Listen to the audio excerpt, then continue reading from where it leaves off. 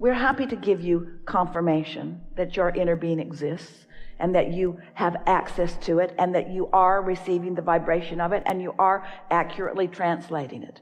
Our encouragement to you is that you have fun with it. There's not something that you are assigned to do with it. It has come in response to your personal requests and will be whatever you want it to be as long as you want it to be it. There's not some assignment. There's not something that you've got to do. There's not something that Source even wants you to do. It's just you finding alignment. And it's for the fulfillment and satisfaction of that which you want. The interesting thing about trying to explain this is that this is a vibration that is not words. And so the words are found by translators like Esther and like you. And so when you are receiving a vibration, you'll find words that match that vibration, especially if you're willing to continue to do it. You will find words that match the vibration. The vibration is the same. The words will be uniquely yours. The translation is uniquely yours. What Abraham is Esther's verbal translation of the vibration of Abraham. Everyone has access to this. Everyone has access to infinite intelligence. Everyone can get into the receptive mode. Everyone can release resistance enough to get into that frequency where you can begin to receive and consistently do it. Yeah. Esther is auditory. She receives the vibration and translates it into the word equivalent. Some are visionary. They sense the vibration and translate it into something that is visual. More and more and more and more are finding themselves in the receptive mode. You just gotta accept that there's more going on than what you can physically explain. You're brilliant and beautiful, but the whole bunch of you haven't managed to scrape enough dirt together to launch another moon into orbit. There is a consciousness that is large and that is larger than the physicality that you know. And so when you begin to get your thoughts around that, by exploring vibration, and by exploring vibration in the only real way that you can understand it, which is through emotion, and then tuning yourself by caring about the way you feel emotionally to the frequency of that which you are, the clarity that then begins to come forth is undeniable. You just don't question when you get tuned in to that frequency, you see. This alignment, it either is or it isn't in the moment, depending upon what you've got going on vibrationally. But once you catch a piece of this, and once you recognize it, and once you begin to do it on purpose, and once you tune yourself deliberately, and once you care about the way you feel, and once you meditate consistently, and once you allow yourself to keep your vibrations in check, and once you care about the way you feel, and when you feel things getting a little emotionally out of whack, you do something about it. Once you begin to gain control of your own vibration, and the momentum becomes something that is really consistent, then you become a consistent enough translator of the vibration that you yourself don't doubt it. In the early days, Esther would say, Abraham, am I speaking clearly your words?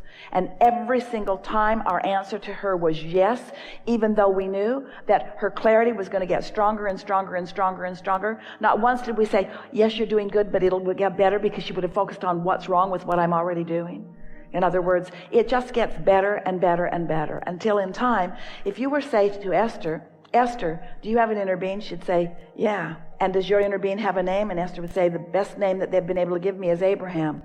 And you would say, and who is Abraham? And Esther would say, well, my understanding is that it's a collective consciousness, and that has been my experience, because sometimes the conversation is very broad and sometimes it's very narrow. Sometimes it's general, sometimes it's specific. Sometimes it's about the mass consciousness in general. If you said to Esther, are you sure that you're receiving Abraham? She would say, there is no question whatsoever within me, because the clarity that comes through me when I'm in alignment with Abraham is profound and wonderful and unmistakable and undeniable, you see.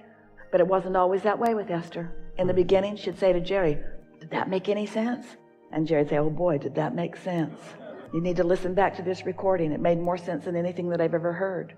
Esther listened back. Didn't make sense to her, because Esther wasn't channeling Esther. Esther was channeling Abraham. Now more and more, what Esther knows and what Abraham knows are very much the same thing, because Esther listens back. Esther applies. Esther wants to understand this, you see.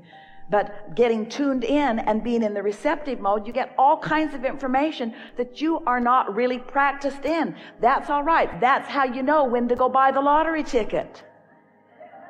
You see what we're getting at? When you tune into guidance, that guidance is real time and you can trust it. When Esther first began receiving us, she didn't have expectations about us other than she had heard the expression spiritual guide. She didn't really know what it meant. It didn't fit in with other beliefs that she held, and frankly just felt weird, the idea of it. But the idea was enough of a path of least resistance to her that it made her curious and made her want to know more. And so as she meditated and in the process of meditation quieted her mind, she managed, without even knowing what she was doing, to bring her resistance level way, way down, which made her vibration raise way, way up. And in that process, she began receiving us. And at first, she thought it was her own thought because she was translating the vibration into thoughts. And so it was her terminology. So it didn't feel amazing. It felt normal. And the normalcy of it sort of threw her because it just felt normal. When she started writing it or speaking it out loud for Jerry to read, he didn't find it normal. He found it amazing. But to Esther, who was in sync with it at the time she was receiving it, it felt normal. Esther would come off of a platform like this, and she would say, well, that was fun. And Jerry would say, it was fun, and it was incredible. And Esther would say, how so? Because to Esther, it just felt normal. Until she listened back to it and realized how fast her mouth was moving and how fast her mind was translating and how much information was coming forth in a very short time. So is it more fun to go slow or fast? It's more fun to go slow if you're out of control. Esther got into her little Audi R8, and we promise you, she had no intention of going slow. It sits low to the ground. It is aerodynamically engineered. There is close to no resistance. The transmission and the engine combination in that thing. It is the most energizing physical experience that she has ever experienced, because the creation of it is an example of close to no resistance. She found that she's been driving around in these big buses where when you go around a corner, you got to slow way down. Not the R8. Don't need to slow down. She decided to test it to its limits. How fast can I really go around this 45-mile-an-hour curve? 45 seems ridiculous. In a bus, yes, but in the Audi R8, no. In other words, testing the limits. She spent hours one night out in the middle of the desert, all alone, taking that off-ramp and then driving the 5 miles to turn around, then taking the off-ramp again. And she figured that if she crashed and burned, she wouldn't bother anybody because there was nobody else around. She wanted to know, how fast can I take this 45-mile-an-hour corner? And she knew when she'd reached her limit. She could tell. That's the last free pass she was going to get.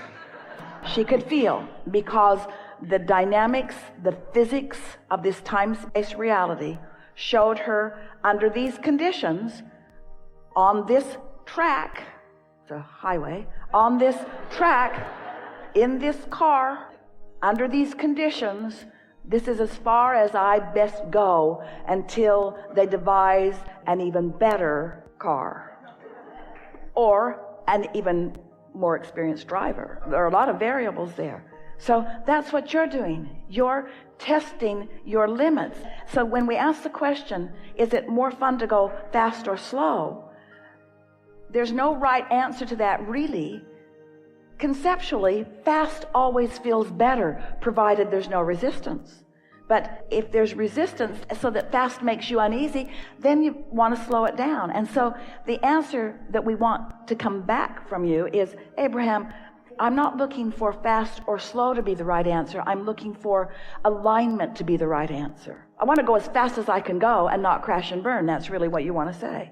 I want the energy to go as fast as it can go and me not offer resistance. So if you've got a belief that has a lot of resistance in it and you beat the drum of a desire, you're setting yourself up for a tug of war, because as you amplify your desire, given the resistance that you hold, now there's more resistance within you and you're not having a fun ride. And so we don't ever want you to believe that your work is to slow down the desire, because you can't really slow it down. But don't try to amp your desire faster than the boundaries of your resistance. Can you hear what we're getting at? The true work is in the releasing of resistance. The true work is in meditating. The true work is in putting your feet in the bay. Your true work is in getting outside and finding yourself happy with nature. Your true work is anything and everything that you can do to bring yourself into alignment with who you really are. So you heard us say that the source within you, your inner being, knows where you are in relationship to everything you want, and is giving you the information that you need, is revealing it to you. You just got to get in the receptive mode. And the path of least resistance, the only reason that there is resistance on your path is because you put it there. But no worries, Source can always get around the resistance that you've put on your path. So every now and again, Esther will say, Abraham, that was just remarkable, and that was just unbelievable. She doesn't mean it's unbelievable, because as it happened, she's now believing it. She just means this was formerly unbelievable, and even now it's happened, sort of hard to believe. And we say, Esther, we keep your earth spinning in its perfect orbit, in perfect proximity with other planets. We think we can guide you to a scratch-off ticket.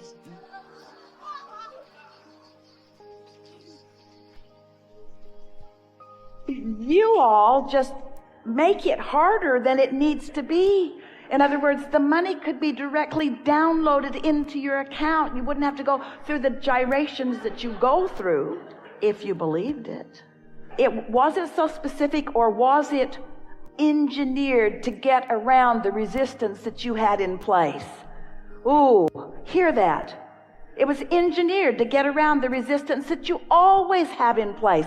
There's always some resistance. It's okay. It's okay. Just try not to wallow in it. And because there's a part of you that still thinks that that was a little bit of chance. In other words, sort of random, and the lottery ticket sort of random, and all sort of random, and nothing's random. Nothing's random. You're good. You're just letting it in as best you can. But when you have experiences like that, and you acknowledge them, and you make the correlation between your desire and your emotion and the inspired action that came as a result of that, before long you can begin to chart a very specific, very cognizant, aware pattern of how it unfolds. And everyone here got it. In other words, it's really easy to understand that.